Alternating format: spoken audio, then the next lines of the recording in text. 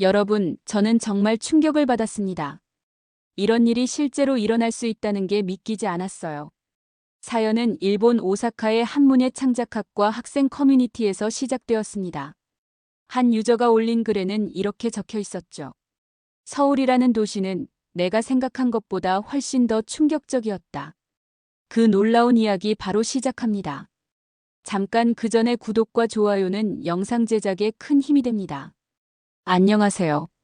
저는 일본 오사카에서 온 하라 나나미라고 합니다. 저는 21살의 문예 창작을 전공하는 평범한 대학생입니다. 오늘 이렇게 사연을 전하게 된 건 제가 서울에서 겪은 일, 그리고 그 속에서 제가 어떻게 조금씩 제 안의 목소리를 찾게 되었는지를 전하고 싶어서입니다. 저는 어릴 때부터 조용하고 내성적이었어요. 남들 앞에 나서는 건 언제나 두려웠고 눈치 보지 않겠다는 다짐은 늘 무너지기 일쑤였습니다. 오사카 대학 문예창작학과에 입학했을 때도 그랬습니다. 수업 시간에 작품을 낭독하거나 교수님 앞에서 의견 발표를 할 때마다 심호흡을 몇 번씩 하고 손이 떨리기 일쑤였죠. 그런 제가 어쩌다 동아시아 청년 문학 포럼이라는 이름만 들어도 두근거리는 프로그램에 교환학생으로 선발되어 6개월간 서울에 머무르게 되었어요. 처음에는 설레임도 컸습니다. 익숙한 오사카를 떠나 활기 넘치는 서울이라는 대도시에서 새로운 제 모습을 발견하고 싶다, 그런 마음이었죠. 그런데 설렘은 채 일주일도 못 가서 사라졌습니다. 서울공항에 도착했을 때부터 삐걱거렸어요. 공항 입국 심사관에게 한국어로 인사를 하려고 해서 안녕히 계세요라고 떨리는 목소리로 인사했더니 여기서 안녕히 계세요는 틀린 표현이에요. 그냥 안녕하세요라는 피드백을 받았습니다. 그 말이 제가 생각했던 친절함이 아니라 당신은 이렇게 틀릴 수밖에 없는 외국인이라는 거리를 느끼게 하더라고요. 그 순간부터 제 마음은 얼어붙었습니다. 어디서 잘못 말하면 웃음거리가 되는 게 아닐까, 우리말을 서툴게 쓰면 피해주는 존재가 아닐까 하는 불안이 자꾸 따라왔어요. 그리고 그 불안은 점점 커져 제가 한국어로 뭘 말하려 하면 입이 딱 굳어버렸습니다. 특히 제가 정말 힘들었던 순간은 프로그램 첫 모임 날이었습니다. 서울대학 캠퍼스 영어관 강당에서 열린 첫 소개 시간. 일본에서 왔다고 간단히 말했는데 우린 진짜 크리에이티브하고 활발한 일본 친구를 기대했는데 라는 농담이었습니다. 농담이지만 그 말에 제 마음은 찌그러졌어요. 크리에이티브하지 않은 일본인이라니, 그 말이 마치 제 존재 자체를 깎아내리는 듯한 느낌이었죠. 그날 저녁 혼자 자취방에 돌아와 눈물을 삼키며 중얼거렸습니다. 내가 여기 와서 뭘 해야 하지? 내가 왜 이곳에 있어야 하는지 자신조차 이해할 수 없었어요. 솔직히 말씀드리면 그때 저는 돌아가고 싶다는 생각까지 했어요. 한국이 싫은 게 아니라 나라는 존재가 부정당하는 듯한 기분이 들었거든요. 거리를 걷다가 듣는 빠른 말투, 카페에서 시선이 오가는 느낌만으로 제가 이방인이라는 게 확실히 느껴졌습니다. 그런데 그런 저에게 갈등 이상의 일을 불러온 한 사건이 있었습니다. 강남역에서 길을 잃었을 때였죠. 저는 약속 장소를 찾아 헤매다 휴대폰이 터지지 않는 골목에 들어섰습니다. 분명 지도는 보이는데 정작 방향이 눈앞에서 사라졌어요. 그때 어떤 한국인 남성분이 다가오더니 태연하게 길 찾으세요? 라고 물었습니다. 제가 머뭇거리자 그분은 미소를 지으며 제가 아는 길대로 천천히 데려다 드릴게요. 라고 말씀하셨습니다. 저는 솔직히 당황했어요. 왜 낯선 외국인인 저에게 그렇게 다정하게 거리낌 없이 도움의 손을 내밀까 싶었거든요. 그 경험은 제 갈등을 한순간에 더 복잡한 고민으로 바꿔놓았어요. 내가 눈치 보는 게 그저 내 착각이었을까? 이곳도 따뜻한 곳일까? 그분은 제게 아무것도 바라지 않고 그저 제 길을 안내해주고 사라졌습니다. 그날 밤 저는 제 방 작은 창문 앞에 앉아 한국에서의 6개월, 과연 내가 나 자신을 찾을 수 있을까? 하는 의문 속에 그대로 멈춰 있었습니다. 하지만 그 순간부터 제 안에서 뭔가가 조금씩 꿈틀거리기 시작했어요. 내가 여기서 해야 할 일이 있다는 느낌. 무언가 글로 남기고 싶다는 마음. 여기까지가 제가 겪은 교환학생으로 서울에 온 후의 불안과 갈등의 시작입니다. 앞으로 이 도시에서 제가 어떤 경험을 하게 될지, 제 자신은 어떤 변화를 맞이하게 될지 궁금해지시죠? 다음 파트에서는 제가 어떻게 청년 글쓰기 모임에서 정소혜 작가님을 만나고 작고 서툴렀던 제 안의 목소리를 조금씩 꺼내게 되는 이야기를 자세히 들려드리고 싶습니다. 그날은 흐린 금요일 저녁이었어요. 학교 수업을 마치고 돌아오는 길에 우연히 작은 포스터를 봤습니다. 청년 글쓰기 모임 당신의 이야기를 기다립니다. 작은 글씨였지만 유난히 눈에 들어왔습니다. 저를 기다린다는 그 말이 그날따라 왜 그렇게 따뜻하게 느껴졌는지 모르겠습니다. 용기를 내어 QR코드를 찍고 신청서를 작성했습니다. 그렇게 며칠 뒤 마포구의 한 조용한 문화센터로 향하게 되었죠. 솔직히 너무 긴장해서 현관 앞에서 몇 번을 들락날락했던 기억이 납니다. 결국 들어갔고 거기서 정소혜 작가님을 처음 만났어요. 그녀는 20대 중반쯤 되어 보였고 긴 머리에 단정한 차림이 인상적이었습니다. 무엇보다도 저를 바라보는 눈빛이 너무 따뜻했어요. 그 눈빛은 마치 괜찮아요. 당신은 당신인 그대로 오면 돼요라고 말하는 것 같았죠. 나나미 씨, 어서 오세요. 일본에서 오셨다고 들었어요. 그녀는 자연스럽게 말을 건넸고 저는 더듬더듬 네, 잘 부탁드립니다 하고 인사했어요. 그때부터였을까요? 제 속에서 조금씩 그동안 감춰왔던 이야기가 고개를 들기 시작한 건요. 모임은 78명의 청년들이 모여 자신의 글을 낭독하고 서로의 문장을 경청하고 때론 칭찬하고 때론 조용히 공감하는 시간이었습니다. 소희 씨는 모든 글을 진심으로 읽고 한 문장 한 문장에 진심 어린 피드백을 해주었어요. 하지만 저는 처음엔 자신이 없었어요. 그래서 제 글을 일본어로 써서 건넸죠. 그런데 놀랍게도 소희 씨는 그 글을 직접 한국어로 번역해 모임 시간에 함께 낭독해 주었습니다. 그 장면은 아직도 잊을 수 없습니다. 누군가 제 글을 그것도 다른 언어로 옮겨 진심으로 낭독해 주는 장면. 그것은 단순한 이해가 아니라 받아들임이라는 감정이었습니다. 그렇게 몇 주가 지나고 저는 점점 글을 쓰는 게 즐거워졌습니다. 한국어 단어를 하나하나 찾아가며 짧은 문장을 만들고 소혜 씨에게 메일로 보냈죠. 그리고 또 하나, 그곳에서 만난 한국 청년들과의 교류도 저에게 큰 의미가 있었습니다. 어느 날 제가 쓴 글의 한 문장을 듣고 어떤 참가자가 울먹이며 말했어요. 저도 어릴 때부터 조용했어요. 그래서 목소리가 없는 사람이라고 생각했어요. 근데 나나미 씨 글을 보면서 그런 조용함도 하나의 목소리라는 걸 느꼈어요.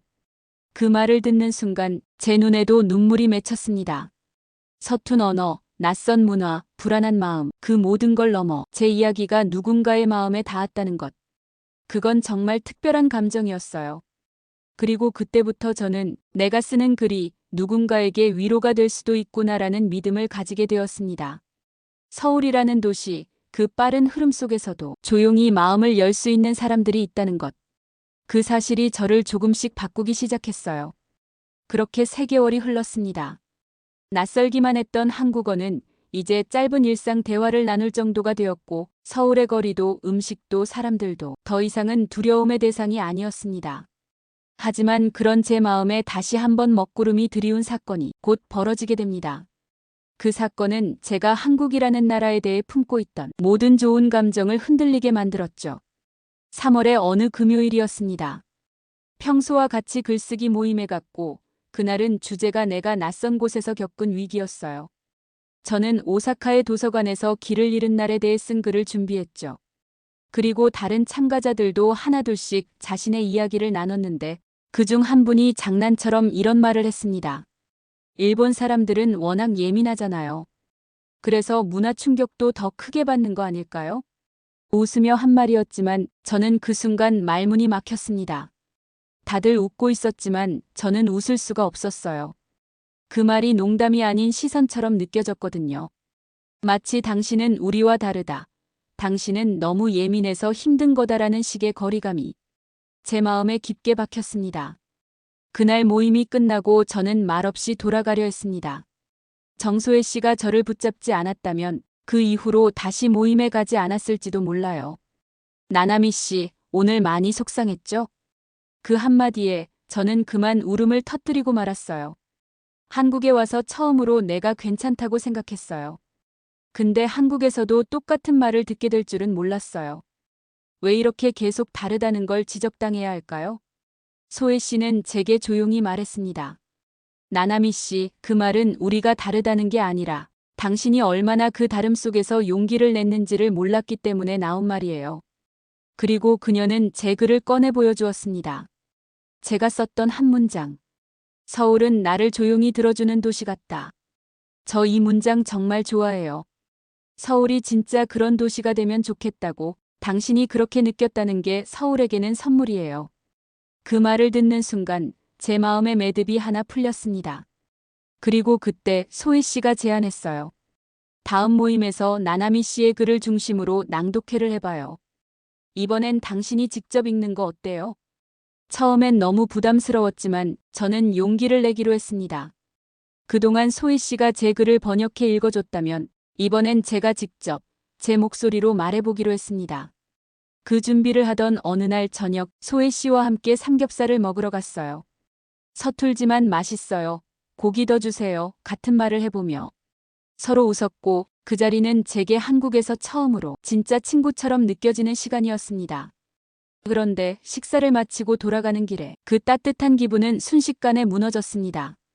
가방이 사라진 거예요. 지갑, 여권, 학생증, 심지어 메모장까지 모두 들어있던 가방이 사라졌습니다. 순간 눈앞이 하얘졌습니다. 한국에서의 체류를 증명할 수 있는 거의 모든 것이 그 안에 있었기 때문이었죠. 저는 주저앉아 울고 말았습니다. 이제 어떻게 해요? 이제 일본으로 돌아갈 수밖에 없어요. 그때 소혜 씨가 말없이 제 옆에 앉더니 자신의 핸드폰으로 근처 CCTV 위치를 검색했고 분실물 센터에 전화를 걸기 시작했어요. 괜찮아요. 한국에선 이런 일 생각보다 자주 있어요. 그리고 대부분 좋은 사람들이 돌려줍니다. 그녀는 마치 본인의 일처럼 진지하고 신속하게 움직였고 저는 그런 모습에 다시 마음이 울컥했습니다. 그리고 정말 믿기지 않는 일이 벌어졌어요. 그로부터 4시간 후 근처 경찰서 분실물 센터에 누군가 제 가방을 그대로 맡겨놓은 겁니다. 지갑 속 현금도 카드도 학생증도 여권도 모두 그대로였습니다. 꺼봐요. 이게 한국의 정의예요. 필요 이상으로 챙겨주고 말은 안 해도 끝까지 책임져주는 사람들. 그날 이후 저는 한국을 그저 낯선 나라로 보지 않게 되었습니다. 서울은 단지 빠르고 예민하고 경쟁적인 도시가 아니라 누군가의 이야기를 끝까지 들어주는 아주 따뜻한 도시였습니다. 그리고 저는 그 낭독회에서 제 목소리로 글을 읽기로 했습니다. 서울에서의 6개월이 끝나갈 무렵 벚꽃이 피기 시작했습니다. 학교 캠퍼스, 지하철역 입구, 한강공원 곳곳에 연분홍색 물결이 일렁이고 있었죠. 그 봄 풍경은 제 마음을 이상하게 울렁이게 만들었습니다. 아, 이제 정말 이곳을 떠나야 하는구나.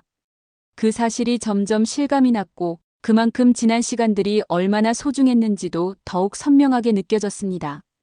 그리고 그 마지막을 장식하게 된 날이 찾아왔어요. 제가 직접 준비한 낭독회. 주제는 내가 서울에서 찾은 것이었습니다. 모임이 열리는 북카페에는 생각보다 많은 분들이 오셨습니다. 함께 글을 나눴던 멤버들, 소혜 씨의 지인들, 그리고 제 글을 읽고 관심을 가져주신 몇몇 한국 청년들까지.